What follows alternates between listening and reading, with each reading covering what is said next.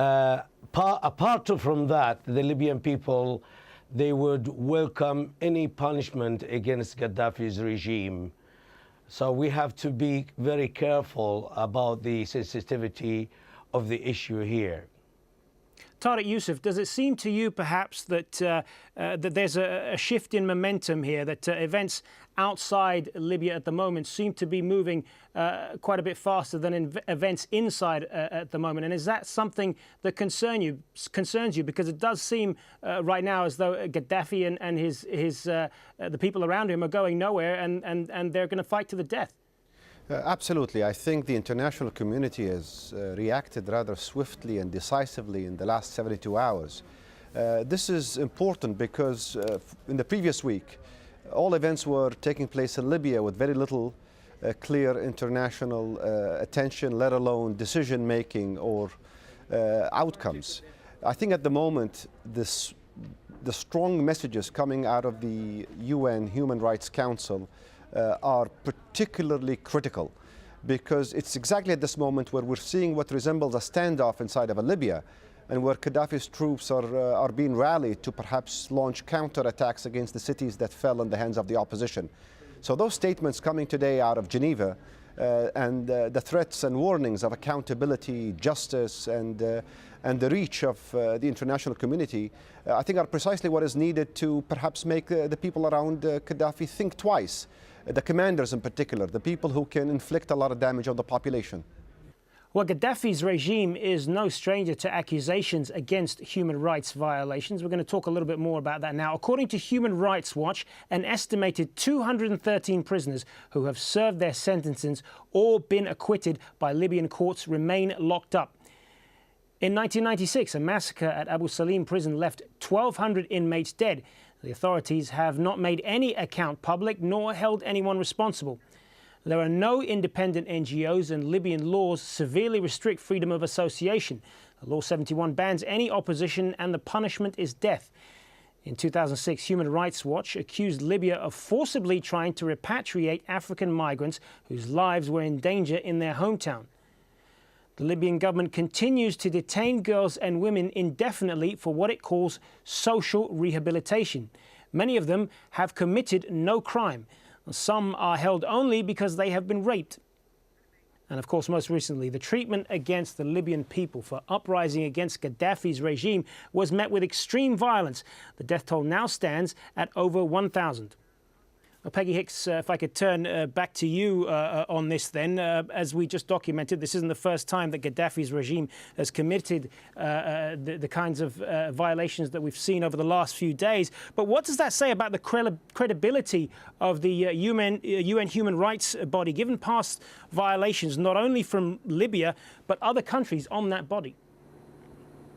Well, it's a good question, and obviously the fact that the international community has stood up and taken action on Libya doesn't excuse the fact that they allowed those abuses to go on previously, and we would have liked to see stronger action by this body on earlier accounts. But we do hope that the Libya action that's being taken now can send a signal across the region and across the world to other places where there are still the types of abuses that you just outlined in Libya occurring. And this council that's meeting here now ought to look at those and take them seriously.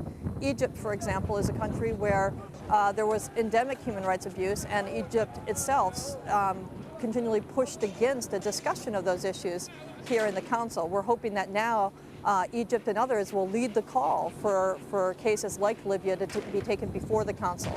And as you probably know, the General Assembly is now poised to take action tomorrow, suspending Libya from membership in this body. But suspending Libya from membership, I mean, if we look at this in terms of what's happening on the ground inside Tripoli, I mean, Gaddafi and his leaders are still sitting there, and they're showing no intention of moving. What effect, on a practical level, is that really going to have? That's only one measure, along with the others we've talked about. But I take exception to your comment that it's just words. There are also the arms embargo and the sanctions, the travel bans and sanctions that are being put in place. Those are things that can have an impact. Unfortunately, sometimes it takes too long to see the impact of those actions. But what we really need now is for Gaddafi and those around him to know that how isolated they are. And I think every step, every little nail that goes in is one that shows those who can make a difference in the situation in Libya that they don't want to stand and go down with this ship. They want to support the people and their rights and to make that clear. Tariq Youssef, what we're seeing from the international community right now in terms of taking concerted action, is this perhaps because things are so front and center right now in the world with what's happening in Libya? Is this the reason why action is being taken when there have been violations long before this, and now because it's in the news, now leaders are being forced to act?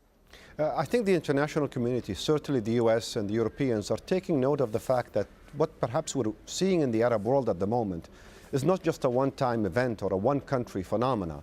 This is Tunisia followed by Egypt, followed by Libya, with unrests in Bahrain recently, and strong signals that the regime in Yemen is also very unstable at the moment. I think they're taking note of the calls for freedoms, for dignity, for justice that are emanating from the Arab world. They're playing catch-up, but they've played catch-up rather well in the last few days, and this suggests that there is a mental as well as an institutional and policy turnaround by the international community.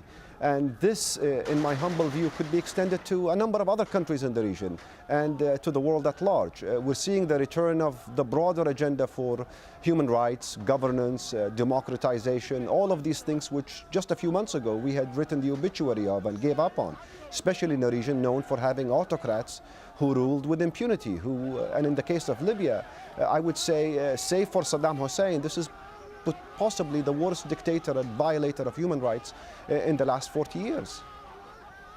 Azzeddine Sharif, are you satisfied with what you've been hearing from the international community over the last couple of days? And do you feel that that will be enough to eventually topple Gaddafi from power? I would just draw a picture of the situation. Number one, that the share of the blame of what we see now, actually between the international community and Libya. The Libyan regime was on the top list of the on the top of the terrorist list in the Europeans and the United Nations. But it's been accepted and welcomed again, brought from the cold, and because of the compensations and the new deals.